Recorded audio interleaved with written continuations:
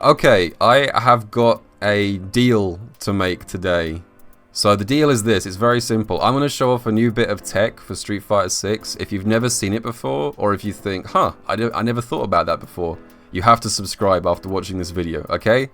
That's the deal I'm making. Let's do it real quick. So, in the most recent update for Street Fighter 6, Capcom made some changes to Drive Rush. So previously, if you wanted to do a Drive Rush cancel, you had to press forward twice. There we go. So with inputs on, you used to have to tap forward twice to do a Drive Rush cancel. As it is now, as of the latest update, you can also do a Drive Rush cancel by pressing medium punch and medium kick. This was designed to make it a little bit easier, particularly from crouch normals, so that your thumbs get a rest. Now Capcom was a bit concerned when they made this change, so they also added a caveat to it, and they made it so that if you attempt to Drive Rush cancel off lights, particularly jab, this cancel will come out on hit and on whiff as well. I think the idea being that characters with strong lights, Capcom don't want them just sitting at like full screen, buffering light into Drive Rush, and just waiting for this to hit and getting an automatic hit confirm. So they made it so that lights and lights only can be cancelled into a Drive Rush on whiff, and this counts as a full Drive Rush cancel. So if you look at my drive gauge, this costs 3 bars to attempt. It's very expensive, and generally speaking, this is meant to be like a negative. You're not meant to want to do this. Capcom doesn't really want you to do jab cancelled into Drive Rush. It's supposed to be a downside. They want you to do raw Drive Rush like this. However, there are some very specific situations where doing this is actually optimal, and I'm going to explain why right now, and it's actually useful. So, consider this combo starter right here. If I do this with JP,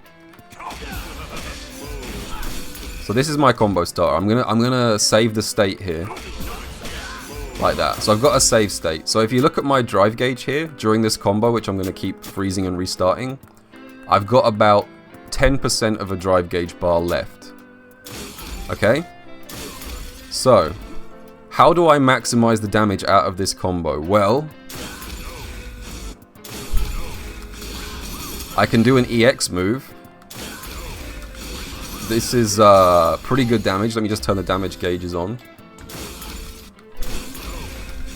Alright, so if I want to maximize the damage here, and I spend my remaining little pixel of drive gauge on an EX, this does 3018 damage, but I can get more out of that. And I get more out of it by doing a Drive Rush. But the problem here is, this happens. If I attempt a normal Drive Rush here, in this situation, it will fail. I'll just burn myself out and I won't move, like this. This is me just attempting a Drive Rush follow-up off this wall bounce.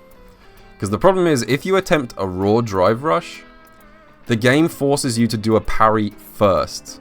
It doesn't go straight into Drive Rush, it does a parry first, and then it cancels the parry into Drive Rush. And to do a parry, you need half a bar of drive gauge. And because in this situation, I've got less than half a bar of drive gauge, the parry fails and I just burn out. So, as I'm sure you've now predicted where this is going, what you can do instead is whiff a jab, and then Kara cancel that jab into Drive Rush, and that does let you do a Drive Rush. Even though strictly speaking it should cost 3 bars, you can do that. So I'm whiffing a light here, and I'm immediately cancelling the light on whiff into Drive Rush, which doesn't require the parry beforehand, and lets me do a Drive Rush. So using this, I can do something like that, which is, what, 3083? Or I can do this. There you go, so that does 3133. So using this very specific technique in this one situation, I can get a tiny bit more damage out by doing a jab Kara cancelled into Drive Rush.